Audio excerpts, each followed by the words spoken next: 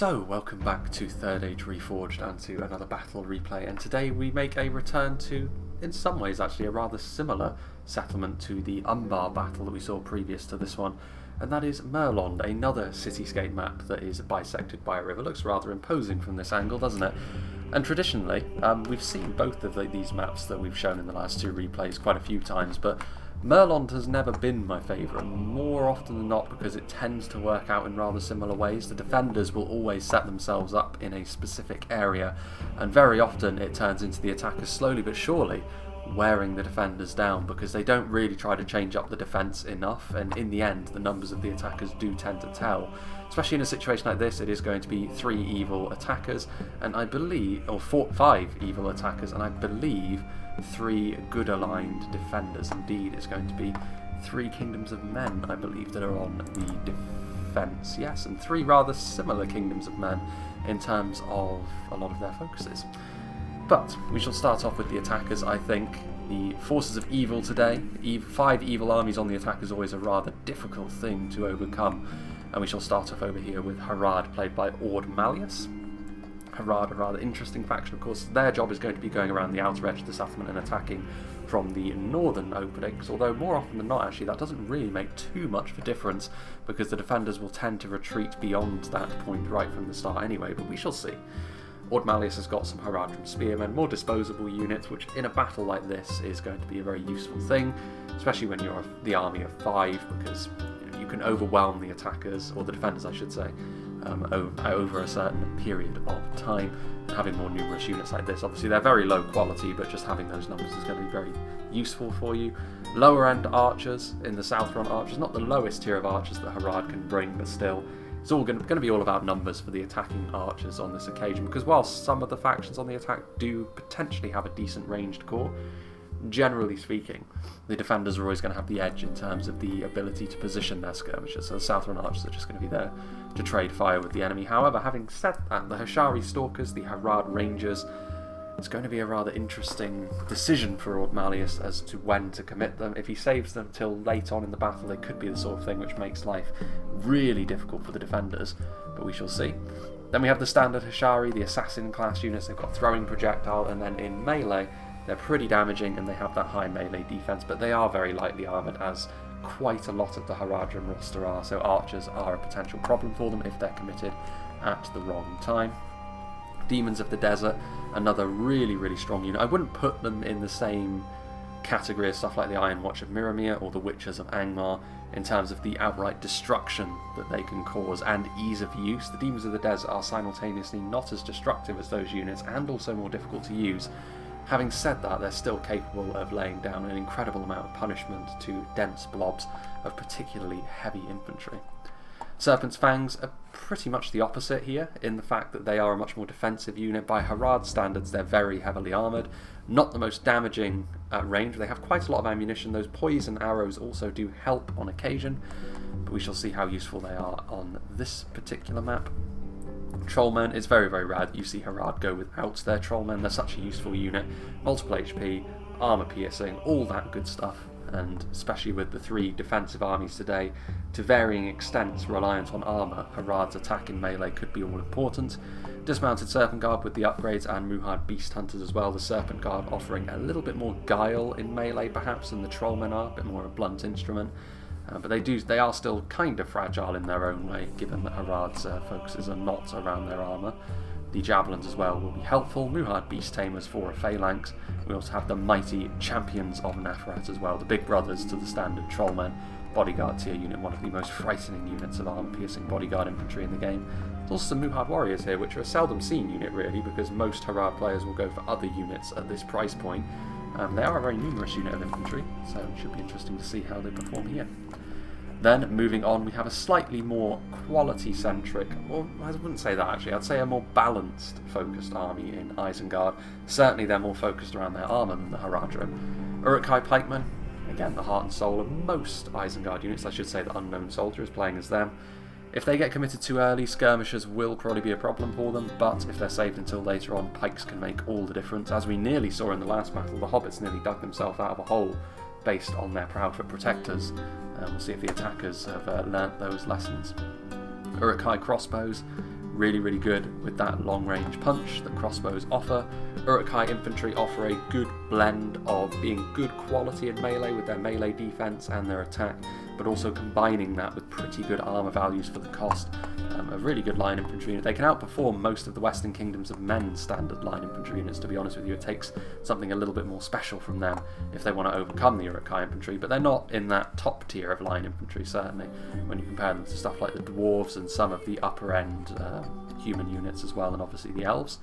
Dunlending clansmen with the armour upgrade, again more disposable units, not too dissimilar to the Haradrim spearmen, though the Dunlanders are a little bit more impressive in melee. And then back here, Berserkers with that AP, Guards of Orthanc with that heavy armour, 2 Fires of Orthanc, which, to be honest, are not the most useful thing on this map because it doesn't have any destructible walls. But it could still be interesting to see how those Berserkers deal in melee. I mean, I'm not sure if they can be utilised, but it's neat to see them. Nazkai as well, and Trolls of the White Hand we've already mentioned. The third attacking army, Overlord, playing as Umbar. Ardenaim Shield Guard, very heavily armoured. Umbar going to be all about that quality that they can bring to bear. Armour piercing in behind with some upgraded Balaketh Axe Guard, going to be very useful in this kind of battle, especially given the kind of opponents that they're facing off against as well, which we'll get onto in just a moment, of course. Balaketh Shield Bearers over there, more armour piercing in the Macemen. Narun Aruror Guard are one of the better units of heavy archers in the game when it comes to soaking up punishment. You have to go into really multiple HP units before you get into archers that are individually better at that sort of thing. Alcarondas Legion, and ever present in Umbar, it gives you such a dependable core of infantry. This one of those units which is able to outperform the Uruk-hai infantry fairly comfortably, to be fair. It's only really stuff like the Imladris line infantry and Dwarven line infantry that can outperform stuff like this on the whole. Big fan of the Alcarondas Legion. Javelins in the shape of the Corsair Blackguards, which can also muck in melee should the need arise.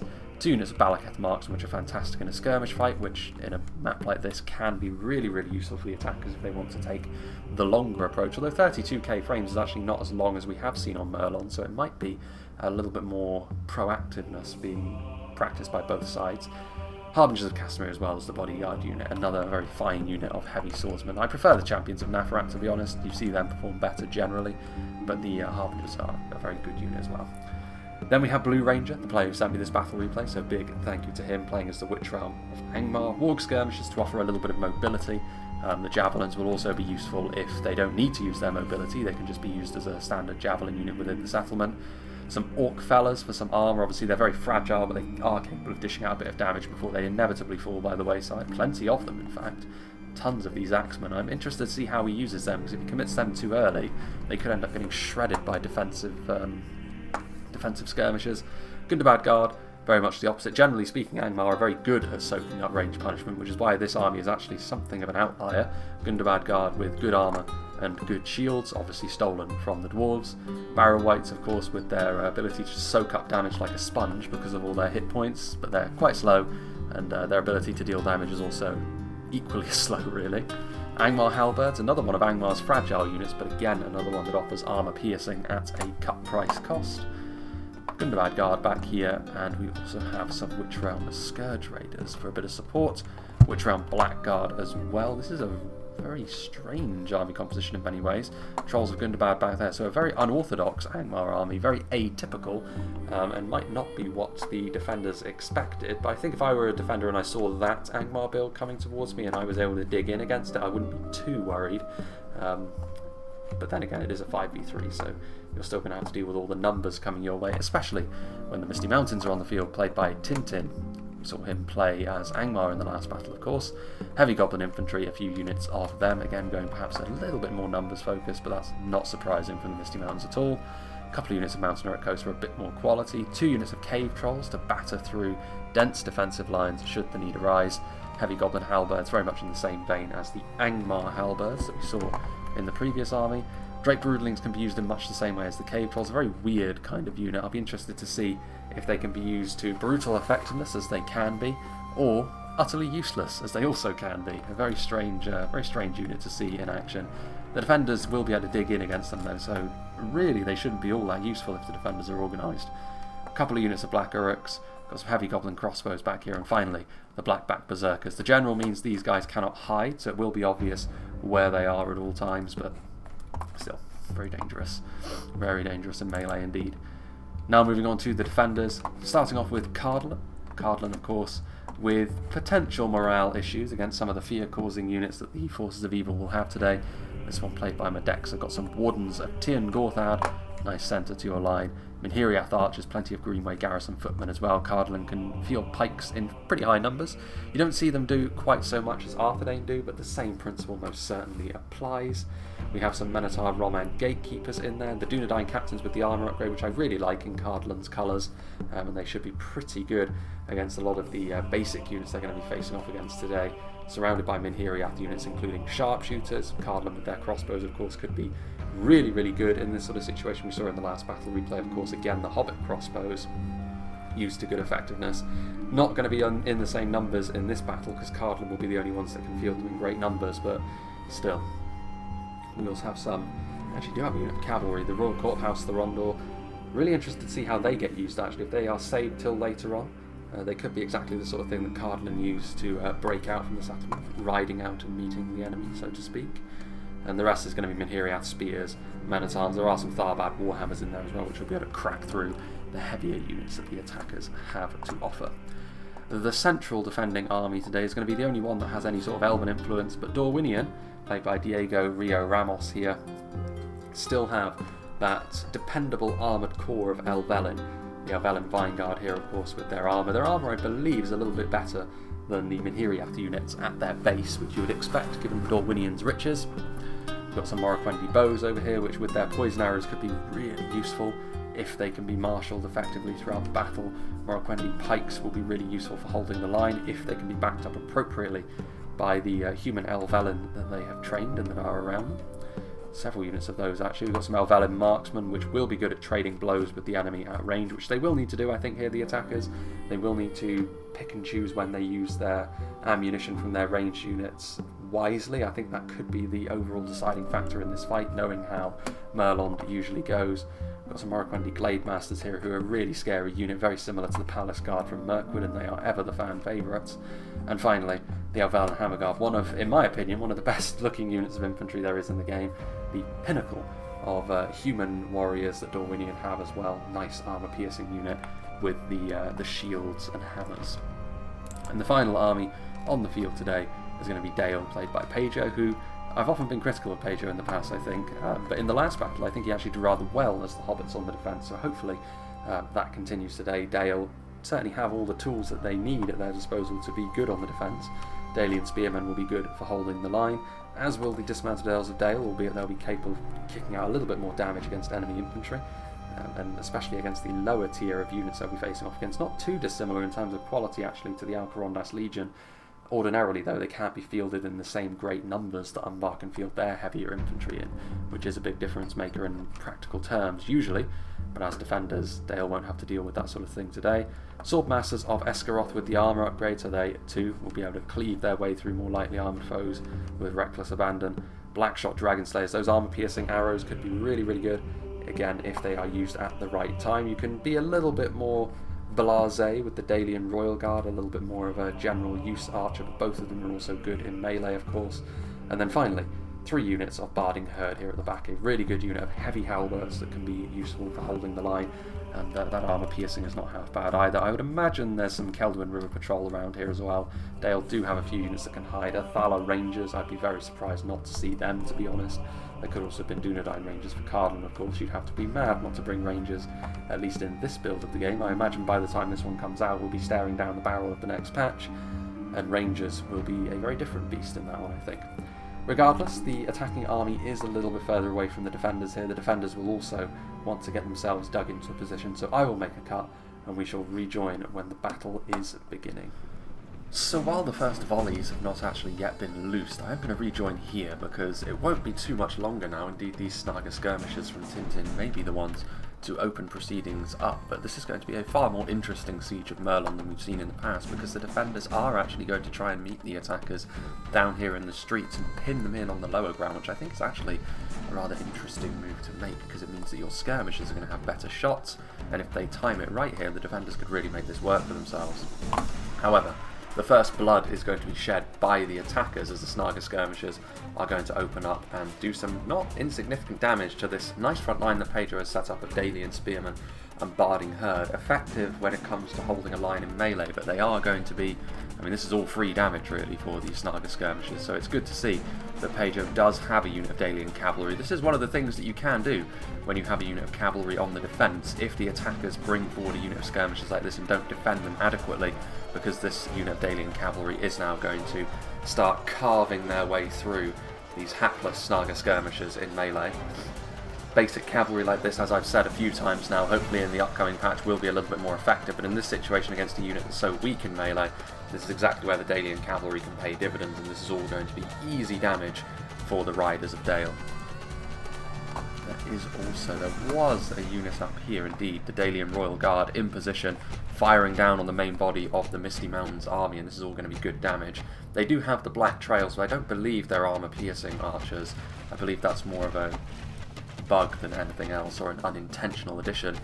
But yeah, lots of good damage being done. Heavy Goblin crossbows a good target as well, so Pedro is definitely picking the right sort of thing to shoot. Really like the look of the Dalian Royal Guard as well, with their swords, their bows, and then that look that they inherit from the Earls. Yeah, they're broken and fighting to the death, so yeah, they can be finished off now by the Dalian cavalry, but not a bad start at all by Dale there. They've taken a few losses on that front line. They reacted. Could have reacted a little quicker, but it's not the end of the world by any means. Cardolan actually going to be fighting uphill to a certain extent, but they can also surround the attackers that are going to come through here. It will be two armies on this side of the river, however. Dale will only have to deal with the Misty Mountains, whereas the initial Cardolan front line is going to have to deal with both Angmar and Umbar following them in. Certainly a scary combination when it comes to heavy infantry. Meanwhile, Isengard have followed Harad round to this side as well, so Dorwinion, who are going to be taking responsibility for the rear end of the settlement, or the northern side really, are going to have to fight two armies as well. Against the lightly armoured Haradrim, their skirmishes should be pretty good. We shall have to wait and see. The first blood only being shed over on this side of the battlefield, however, and not in too great numbers either have we seen losses on either side, nothing too significant. A few cavalry riders, a few spears, plenty of Snaga. Dalian Royal Guard are now holding fire for the time being. Perhaps they don't see anything worth shooting at in this particular block. Yeah, maybe. If they want to really get their money's worth, then they were clearly going after the crossbows, which have been pulled really far back by Tintin. And these Blackback Mountain Berserkers are just in behind the houses. You could probably hit something like these Black Uruks over here. That would be a rather intriguing target to try and go for. Dalian Cavalry moving forward to push a second unit of Snaga skirmishers back. You'd have thought Tintin would have learned his lesson and not sent forward the Snaga skirmishers without support. He is doing so now, but it is really just a rabble of Goblin infantry, and the Dalian Cavalry could actually get even more kills if they elect to try and charge in to all of these lower end Goblins. A little bit of support coming across the bridge from Angmar as well. Some Trolls of Gundabad going to be attempting to support the Misty Mountains in their push against Dale over on this side of the city. They are going to charge in here though. It's a rather interesting choice. I mean, that wasn't a charge. If it was a charge, then the Goblin infantry would have really struggled, but as it is, they're probably going to get away with this. Dalian Cavalry is definitely going to want to get out of here now, though. With Cave Trolls and Trolls of Gundabad coming in, I believe the Dalian Cavalry is actually going to rout. They're really not going to do too well. So not the best execution of cavalry use there from Dale. Have they paid for themselves? I mean, in relation to how many attackers there are, probably not, if we're being brutally honest. So a good start, but again, as the defenders, you can't afford to rest on your laurels. If you get careless even once, it can really cost you quite dearly. Southron archers are now firing uphill. Into what, I wonder? They are going after the Morroquendi, and the Morroquendi are not the most heavily armoured. They do bear quite a lot in common with the Elves of Mirkwood in that respect. Not the thickest armour, but very high damage, poison arrows as well, and with the superior terrain that they have, they don't need to worry about losing a skirmish fight to the Southron archers, to be honest, and with the poison arrows I would imagine they're going to rout them off as well. But is this a worthy target of elven arrows? I mean, there's not a lot of choice, I suppose, unless there's another unit of cavalry that you can use to try and ward this Haradrim harassment off. It does not look as though that is going to be the case. Uruk-hai crossbows move forward. Now they are definitely a good target to go after if you can manage it. If the Morroquendi bows can reach, which they should be able to given the terrain, that is definitely the sort of thing they should be going for. Otherwise, you may end up paying the price with your Elvelin here on the front line. Taking a fair amount of damage. Meanwhile, as we hop over to this side, still nothing going on with regards to a full assault happening over here just yet. Angmar and Umbar continue to bide their time before they try to advance into the Cardolan held territory. There's a few volleys being brought forth from the Balakith marksman, but it's a very difficult shot to try and make. Royal House Therondo would be well placed to go into the outer edge of the settlement to try and get after Harad, but no such luck at the moment.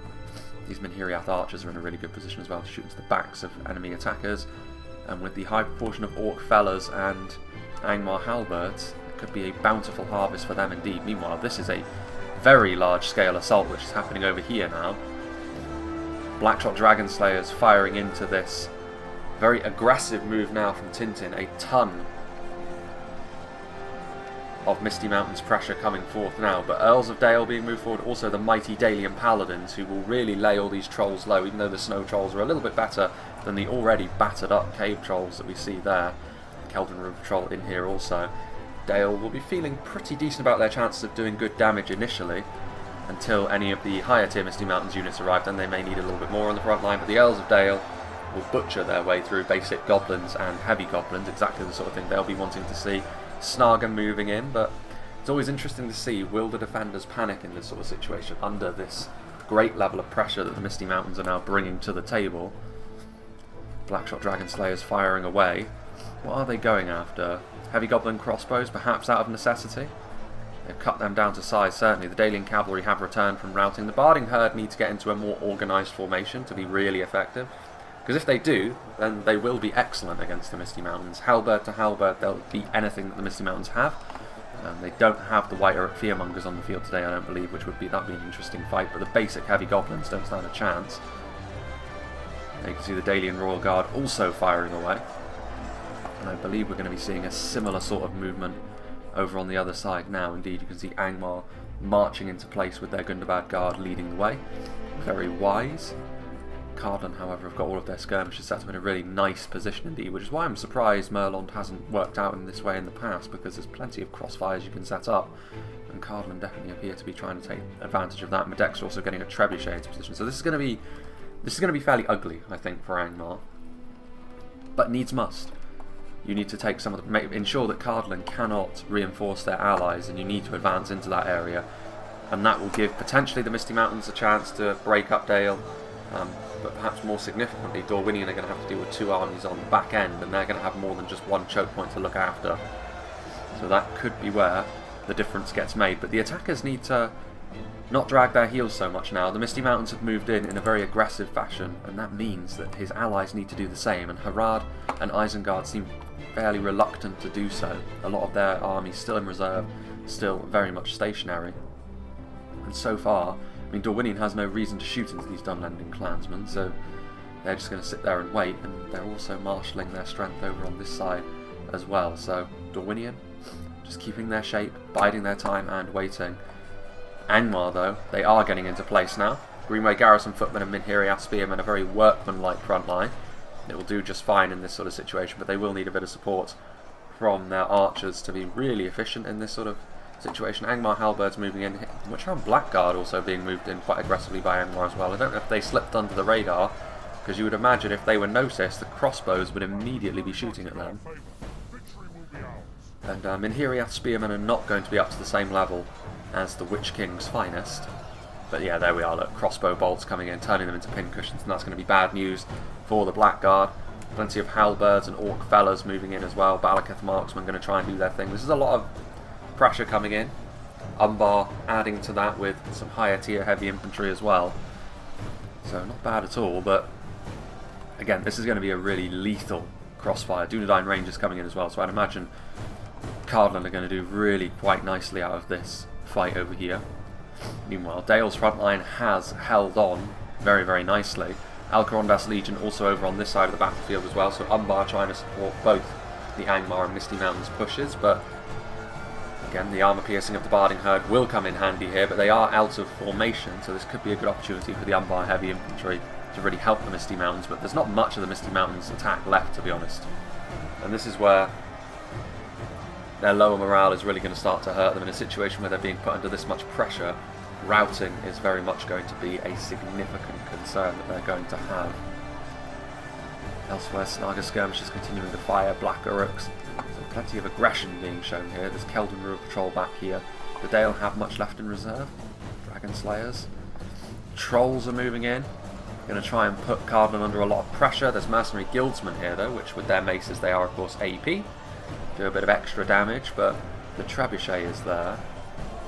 It's going to try and fire now, and this is what the Trolls are clearly going to be going after. They do hit there, the Alcarondas Legion, and a grazing hit on the Barrow Whites as well, nothing too major. But this will be a good opportunity for the Trolls to try and silence this Trebuchet. This will be an important target to take down actually. There you can see Cardolan with their green tinted tabards.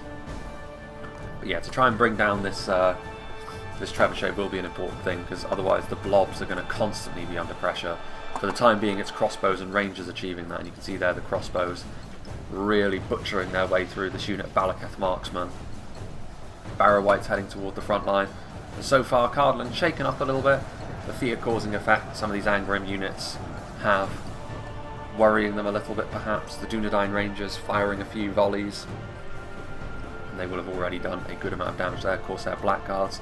The thing that you'd be worried about from a Cardolan perspective here is that they are going to have to try and hold on to these front lines while their ranged units do the business, and you can see already Cardolan's morale is looking a little bit suspect. I think actually it's about time we went down to half speed, because there's a lot happening all at once in this battle. It's being very aggressive, very unlike the Mirlonds of old, and it's a really good thing. Harad are now moving in with the support of Isengard, and they have managed, to be honest, to catch Dorwinion out of position a little bit here. The Elvellin are not going to enjoy being in melee against all of these aggressive Haradrim units. There's Dunlendings in there as well. The Glade Masters have been committed fairly early, I think, and individually they're going to butcher their way through Uruk-hai and Muhards alike, but they're going to be outnumbered here very, very quickly. They're not in an organised formation either, so it's a good opportunity for Isengard and Harad to try and overwhelm this position. They've got plenty of reinforcements in the back lines as well. Haradrim Spearmen, Uruk-hai crossbows getting into position. Javelins as well. Javelins are Javelin Violence. Keldon River Patrol firing their payloads into the Beast Hunters. I'd be interested to see what the Beast Hunters are going after. Probably pikes, and indeed it is. Pikes trying to hold the Trollman and the Muhard warriors at bay. A little bit further back there are plenty of Dorwinion reinforcements, which they may need to commit forward quickly if they are to survive in this particular situation. Royal Court of House Thorondor charging through, breaking the Orc fellas that were trying to break through the Cardolan lines, and that has stabilised things a little bit here for Cardolan. There's not a lot of attackers on the front line anymore, so the attackers will need to bring forward a little bit more if they intend to try and get through this area. Balaketh marksmen, they're continuing to try and push uphill as well. Obviously Cardolan have got the terrain working for them here, tiring out the enemy more quickly. Minhiriath sharpshooters now out of ammunition, but of course that means they're going to be useful as mace men in melee. Dunedain captains are in here as well, and they will really be butchering their way through a unit like the Orc fellas, and there's still plenty of projectiles that Cardolan can utilise. Minhiriath archers, sharpshooters and the Dunedain rangers. There's also, however, the Witchround Scourge Raiders, which are attempting to be utilised now. These axe throwers will be really useful at breaking up the Cardolan pikes, which are very much the centre of their defence. For the time being though, just firing into the Minhiriath spears, less of a problem from a Cardolan perspective, I suppose. Oh no, they're going after the Dunedain captains, in fact.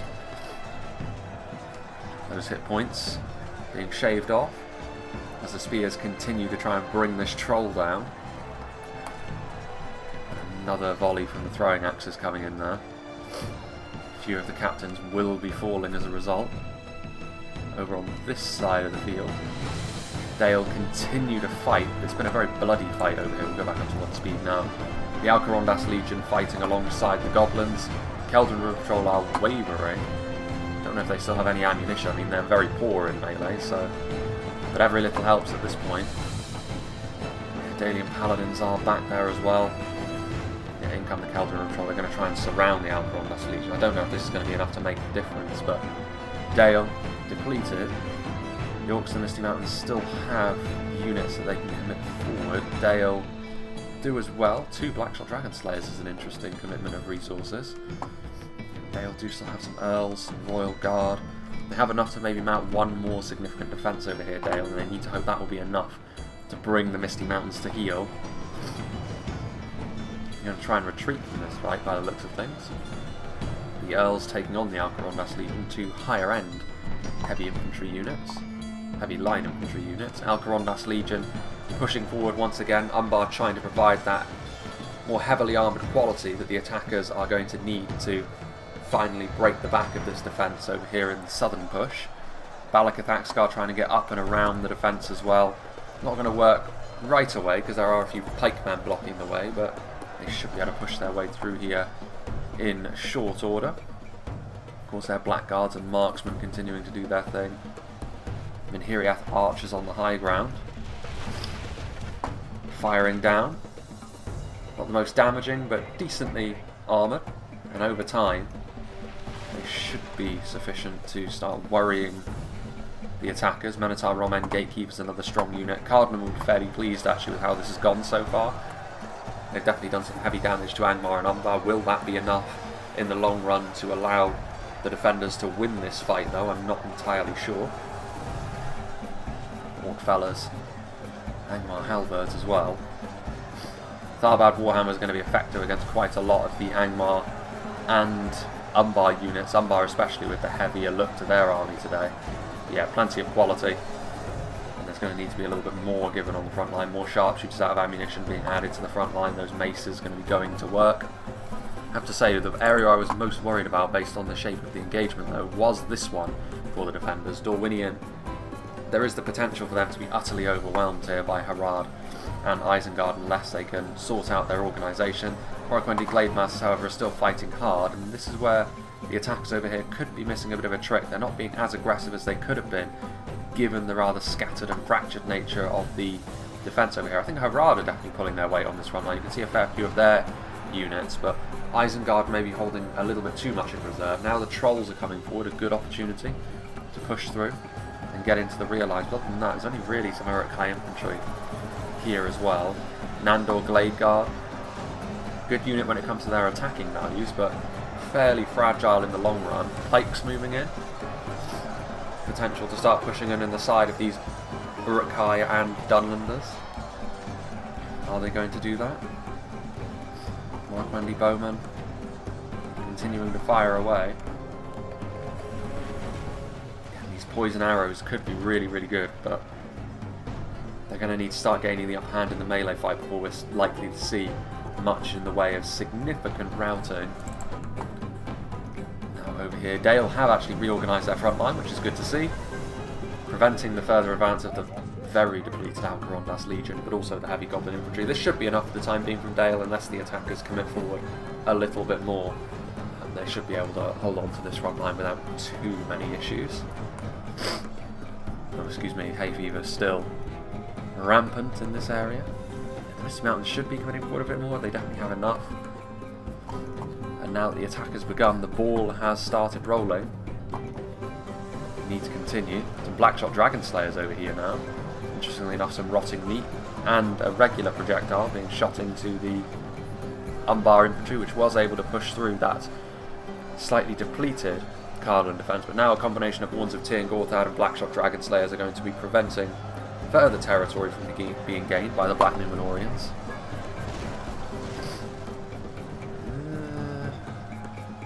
Yeah, I suppose Warns of Tir Gorthad are one of those Cardolan units which is hard to rout, as of course are the Blackshot Dragon Slayers from Dale. Narun Iru Royal Guard getting into a good position to shoot. Difficult to bring down as well with that heavy armour of theirs. Ornate looking bows that they wield. Meanwhile, Cardolan continuing to do their thing on this front line. Not enough genuine quality on this line anymore for the attackers to push through martial might. The Orc fellows are going to be laid low by pikemen, warhammers and macemen. Unless there's more where that came from. They may try and push down here. I mean, there's some barding herd coming across from Dale. Crossbow bolts, you can hear the telltale whistle of them going after the Naruna Aru Royal Guard. Scourge Raiders. Not an awful lot left from the attacks over here, but this was looking like the hardest place to try and push through from an attacking perspective, so it's not too surprising. here though. This is a little bit more like it from the attackers over here. They're finally seeing the opportunity to flood through the gaps that Dorwinion has ultimately left. Isengard pushing forward with more Dunlanders, more Uruk-hai. The only thing standing in their way as well is a depleted unit of River Patrol, which in short order the Uruk-hai should butcher. And then there will be a way in further into the settlement for the attackers over here. More poison arrows going after the Uruk-hai pikemen, and I think some crossbows in behind there as well. So good targets from Dorwinion. Morroquendi Glademasters, another unit of Glademasters, interesting. So there were 2 units of them. This will be a much more difficult task for the Uruk-hai to deal with, especially with poison arrows lowering their morale as well.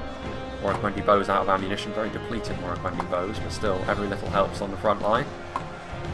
Dorwinion have managed to stem the progress a little bit with the committal of that quality. Serpent Guard struggling a bit with an officer on the front line. Has the same model as the Elvel in Hammerguard. Yeah, these poison arrows paying dividends. And they haven't elected to try and spread Dorwinion's attention, which I think may end up being a bit of a mistake. Maybe if Harad and Isengard had taken one of these roads each, they could have pulled Dorwinion apart a little bit more. As it is, they've made the battlefield smaller for themselves, which the defenders will always appreciate. And there's some trollmen on the front line as well, so plenty of quality coming forward. And I still think eventually Dorwinion are in danger of being swept aside a little bit. We'll have to wait and see. Dale, on the other hand, continuing to hold on in good fashion. Heavy Goblin Infantry routing in the end. Heavy Goblin Halberds were pushed forward, but it wasn't quickly enough really to keep this attack going. There goes the Angmar in general. Spent a tough day at the office for Angmar, but I feel as though Blue Ranger always knew that. He had to be the fall guy on this occasion. Is that going to be enough to allow Umbar, though, to push through and ultimately be victorious in this fight? I'm not convinced, because you can see here Dale are joining the party as well. Dunedain Rangers adding to the front line. The Hiriath Archers, they have enough to hold on, certainly. The Trebuchet crew as well. I mean, a lot of this is out of ammunition, skirmishes and the like, but they are supporting genuinely high quality units. The front line still looks strong. So Cardolan have had a pretty good time of it so far. Balakathak's are routing. It's rare that you get Umbar to rout in this fashion, but they have done so on this occasion. So fair play to them. There go the arrows from the Marin Arrow Royal Guard. Gatekeepers still with a bit of ammo as well, so Cardolan have not just dumped all of their ammunition early, they've managed to save some until now, which should be enough to secure them victory on their front line. Gatekeepers are marching over here.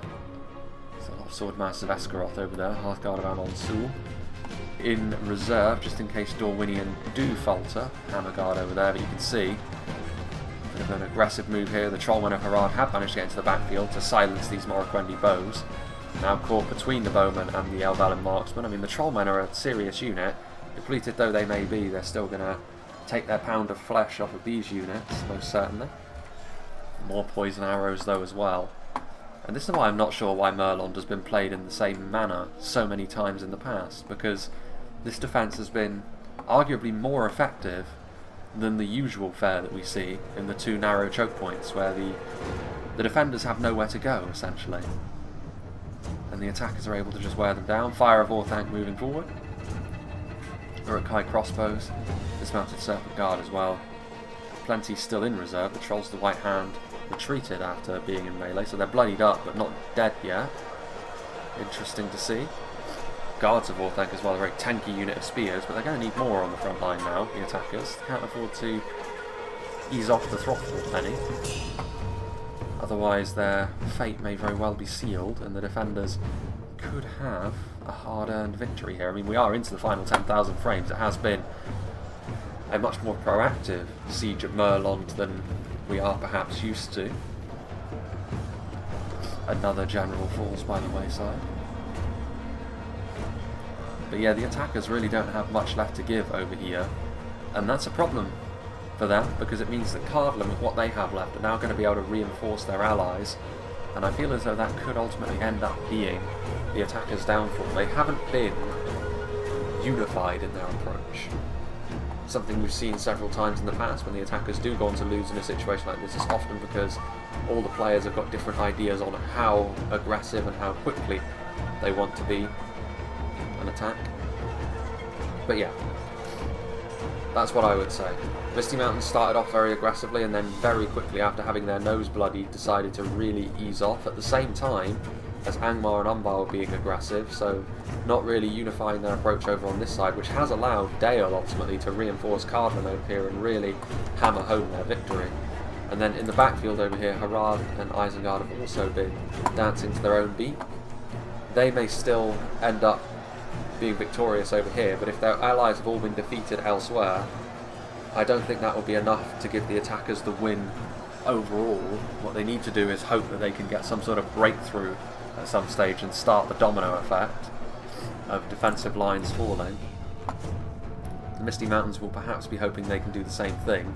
Dale, with their attention elsewhere, the cave trolls pushing their way through the thin front line there. And that's exactly what the cave trolls are going to be good at. They're going after the black shots now. Black shots show the cave trolls their back. Keldon Rule Patrol, are they going to go after the trolls? I mean, they are. They'll probably end up getting a bit of friendly fire as a result of that as well. Cave trolls are not going to do well in melee when the black shots and Dalian Paladins start connecting with those weapons, but it will cease the black shots from firing for the time being, which will give the Mountaineer Coast time to perhaps bludgeon their way through this thin front line of Barding Herd. Javelins in here as well, killing off a few of the Mountaineer Coast. Is this the final roll of the dice from the Misty Mountains? I mean, it may as well be. You may as well commit everything in, Black Uruks and Black Bats alike, to try and deal with Dale over on this side. Which on Scourge Raiders moving backwards, being chased away by Cardolan, and you have to say, this is going to be the end for Angmar and Umbar. There is nothing left over here, is there? Celebrations for Cardolan. But now they need to reinforce their allies. I think Dale in particular will need a little bit of extra help against the Misty Mountains. For the time being though, Cardolan have already sent over a bit of help for Dorwinion in the form of this unit of gatekeepers, which that sort of crossbow fire is going to be really, really nice for them. The Elvel and Hammerguard have moved in. Looks like they're taking a little bit of damage. Bloodied up, presumably from javelins, but they are now in melee against the Beast Hunters, and the Hammerguard are going to smash them into submission, most certainly. Forward come the Dunlending clansmen as well.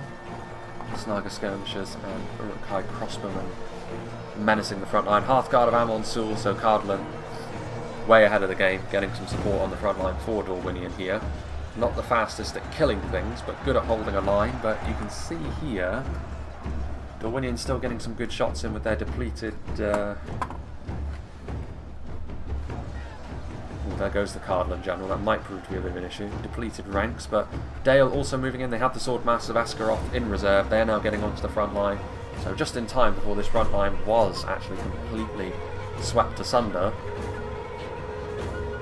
Cardolan and Dale arriving with some much needed reinforcements for Dorwinion, which you like to see. You like to see the defenders combining their efforts, the Misty Mountains as well, without all of their units on the front line all at once. This one pocket of Mountaineer Coast as well as those cave trolls, it's not going to be enough. Like, they really need to commit forward everything at once, just go for a Hail Mary, try and make it work, but ultimately I don't think Tintin is going to be willing to do that, and as a result his units are just going to get slaughtered in the late game anyway. They need a bit of extra quality to finish off what is left of Dale over here, but even then I fear it may not be enough.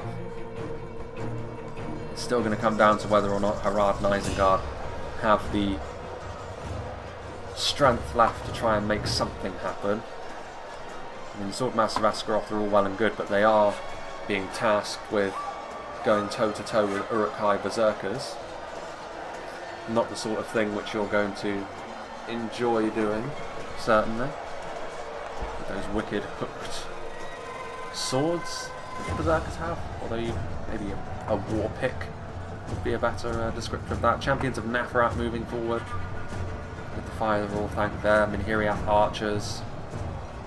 It's going to be tough. I mean, the Champions of Nafarat are going to be really, really good against something like the Hearthguard of Amon Sul, and it's this kind of unit which will give the attackers great encouragement going into the late game here, and that's why I'm surprised the Misty Mountains are not also moving forward, because that could be the real difference maker. Earls of Dale moving across. And there goes the Dorwinion General. Demons of the Desert getting into a nasty position here. Yeah, and they're going to fire into that glut of reinforcements, and they managed to do a fair amount of damage there to the Earls of Dale that were arriving, hoping to reinforce the front line. The sword mass of Esgaroth retreating as a result of also catching some of that volley and also being in melee with some of the scarier Isengard opponents. Yeah, and this could be it. With the Demons of the Desert here, they could really carve this front line open. And then finally, Harad and Isengard, as I feared throughout this entire battle, could be the reason why the attackers claim the upper hand and start really pushing back against the defenders. The defenders have done really well in this battle, I think. But ultimately, if you can use a unit like the Demons of the Desert to good effect at any point in the battle, you're always going to make life much more difficult. Now they're moving forward with everything they have as well, the Misty Mountains, so a good amount of pressure everywhere. Dalian Paladins and Barding her trying to hold them back, but with all of this, and considering Dale have sent across a lot of their other units to try and help out on the front line elsewhere, these Earls of Dale need to get onto this front line as well, then it may very well prove to be a much more even fight, but their attention is going to be divided now. I'm not sure whether they're going to be able to be victorious as a result. Blackshot Dragon Slayers moving back, Orc Fellas and Scourge Raiders Angmar still with some sort of presence on the field. Another foe that they're going to have to try and meet in combat. Uhard Beast Tamers doing the business against the Minhiriath Archers that they're engaged with. There are the Champions of Nathrat, the Warg Skirmishes from Angmar, which are still alive. Something else which Blue Ranger still has, which can be very, very useful. Umbar Uruk-hai Berserkers now in behind the lines, as are the Demons of the Desert. Another unit of Sword Massive Esgaroth. That would maybe be my one criticism of Dale here, is that when the time has come to reinforce, he has been very much one unit at a time. And I feel as though in bigger numbers, like he should have just committed both units of Sword Masters when the reinforcements were needed earlier. He's going to try and get them out of here now, but you saw how much damage just one volley from the Demons of the Desert is capable of doing. Very key unit in this fight, and good use of them by Ord Malius. It's actually quite rare we see the Demons of the Desert used to their full potential like this, because they have the same weaknesses as stuff like the Witches, where if you see them coming you can focus them down. But not on this occasion. They've had no real answer to the power that Harad have brought to the table at this late stage. Champions of Nathrat in melee as well, the Serpent Guard doing their thing. Oroquendi Bows getting mobbed by the Warg Skirmishers at the top of the hill. The cheers of celebration spring up from the forces of Isengard and the Southrons. And that is pretty much going to be that. Dorwinion, who have continued to have some units in reserve over here, are now just going to have to throw caution to the wind and bring what little they have left. I think this one unit of Vinegard might be all Diego Rio Ramos has left to bring to the party. Naturally against the armour-piercing upper crust of the Isengard army, as well as pretty much all of the Haradrim, all of that AP is going to be abhorrent to them, I'm sure. Uruk-hai Berserkers getting into melee, with Demons of the Desert as well, once again being used to devastating effectiveness. And yeah, that's going to be victory. The attackers made decisive acts here in the late game, and that is going to be the difference here between the two sides. The Misty Mountains and Dale still going at it over here, but ultimately the outcome of this fight is a bit of a footnote really, because even if Dale were to be victorious, they'd be extremely depleted and in no fit state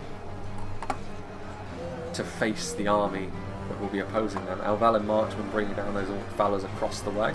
The Alien Royal Guard pulling out their long swords, trying to help out the Keldrin Royal Patrol. There's still 3 Paladins remaining and some Barding Herd as well. Black Uruks of the Mountains showing themselves to be worthy adversaries alongside the Blackback Berserkers. Dale may very well end up winning this fight over here, but like I said, no great shakes for the attackers. They have already done and accomplished what they will have wanted to. In come the Warg Skirmishes to bail out those Orc fellas as well. That will probably end up being the end of these Elvelyn Marksmen as the Wargs run away. I remember the old model for the Wargs, they look kind of like walnuts with faces. The upgrades have been kind to them, but that's going to be the end of the Dorwinion defence back here, and it is ultimately this one that has fallen apart first. There are still fights going on where the other front lines were, but as I kind of feared, the wider front line, where 2 armies were attacking, was the one. In many ways, actually, Dorwinion could perhaps have gotten away with trying to set up a bit of a crossfire like Cardolan did in this sort of terrain, and in the end the shape of the initial front line that Dorwinion chose was just not as effective, and in the end it is by these decisions that the attackers are going to win. The attackers were a little bit disparate in their approach, but in the end not so much that the defenders could rely on that alone to give them victory. Even though the defenders, I think, for large parts, played very well in this defence, it isn't going to be enough in the end. Excuse me. Yeah, here come the Royal Guard as well. Blackback Mountain Berserkers, still 56 of them. That armour piercing going to be really nasty, even against the mighty Royal Guard. They're going to do rather nicely. And across the river marches a unit of just over 100 Orc fellas, which will be enough as well, I think, to secure victory here. And as if that wasn't enough, the Blackshot Dragon Slayers are having to turn around to meet the advance of Isengard and Harad as they come over here. The Hashari. Are they going to use their throwing daggers on the Blackshots? That was a blank fire. How peculiar.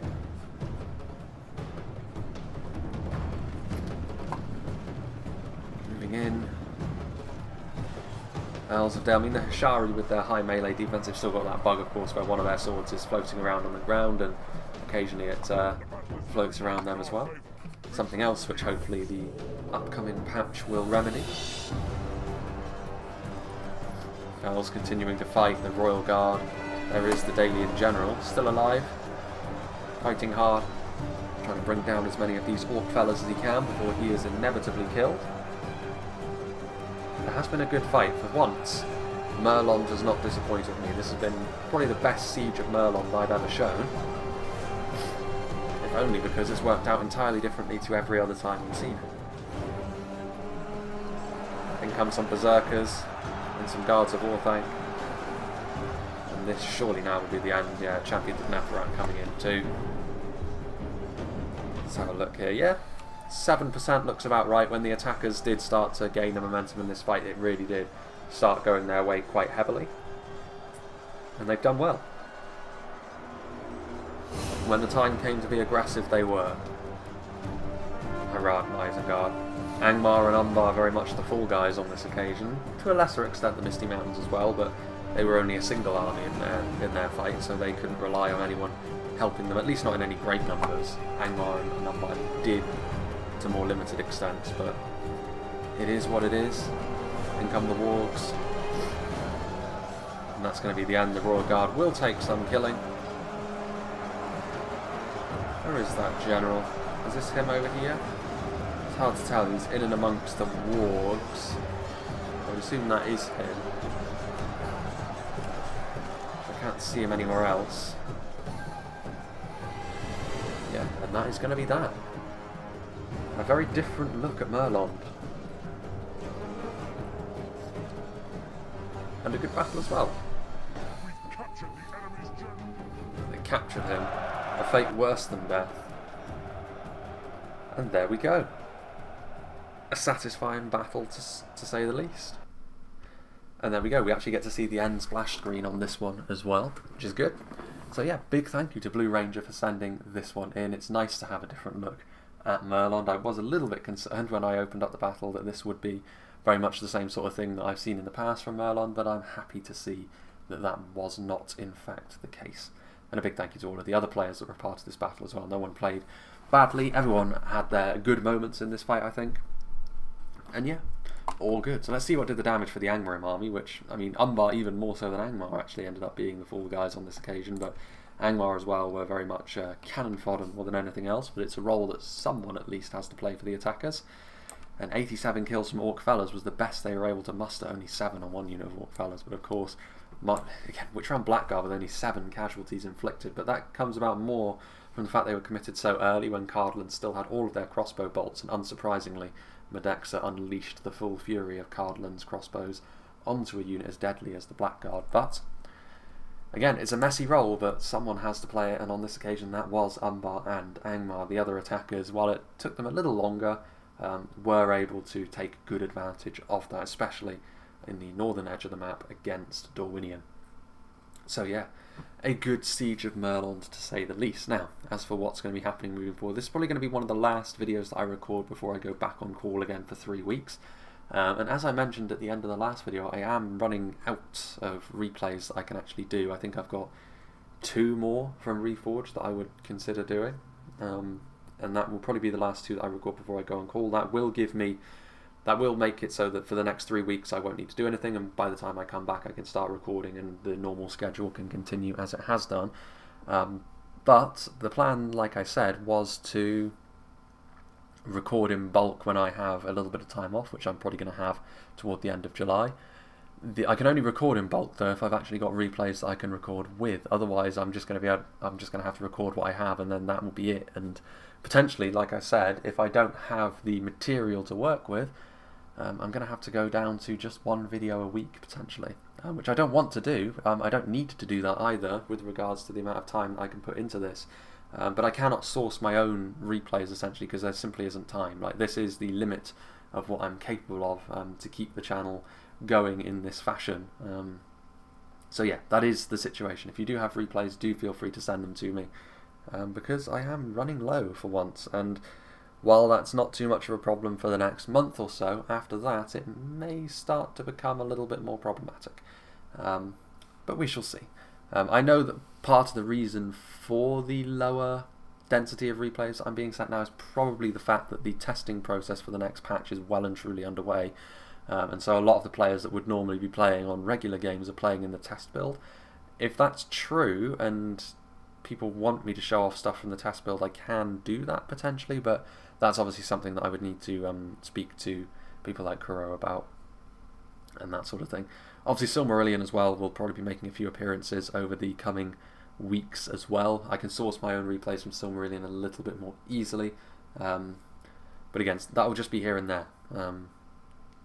I'm not sure how the split is going to be, but we'll just have to wait and see, I suppose. But yeah, this is essentially a call for more replays, please. Otherwise, I will have to reduce the amount of content that I do, simply because I won't have much content that I'm going to be able to pump out in this fashion. But yes, outside of that, I will probably be doing a channel update video around the channel update will probably be late August, I would imagine, because I'll probably have a better idea of what's actually going to be happening. So it's still a fair ways off by the time this video comes out. I imagine in mid-July-ish.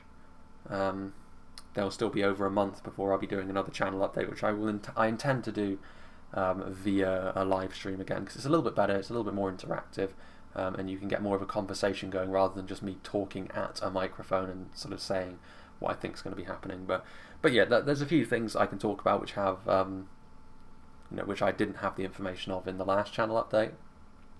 So yeah, it's one of those things which I do want to keep people informed about the situation of the channel,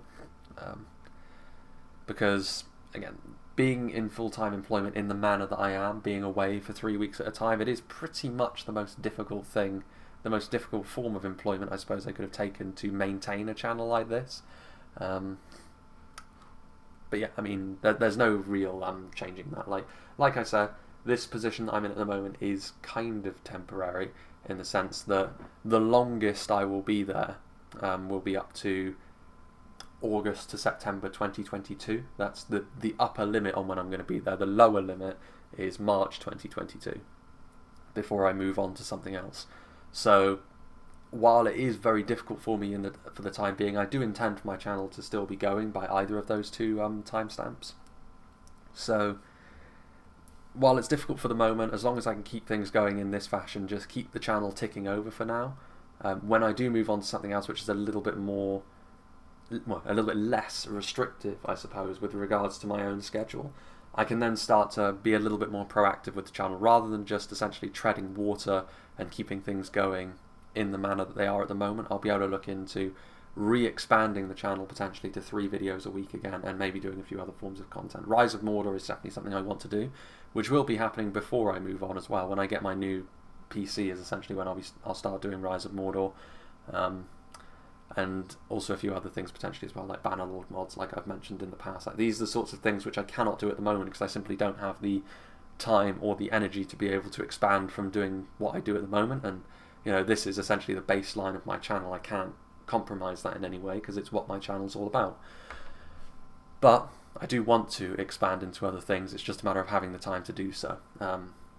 Autumn may be an opportunity to do that when things ease off a little bit. When I get my new PC, I can start doing Rise of Mordor, and also when I move on to a new position, which will happen at some point. Like I said, we'll be able to go on to other things. But yeah, I mean, that's a little bit more waffle than I was expecting to produce at the end of a battle replay like this. But this is the sort of topic which I should have a little bit more insight on by the time I do my next channel replay in late August, early September, that sort of thing.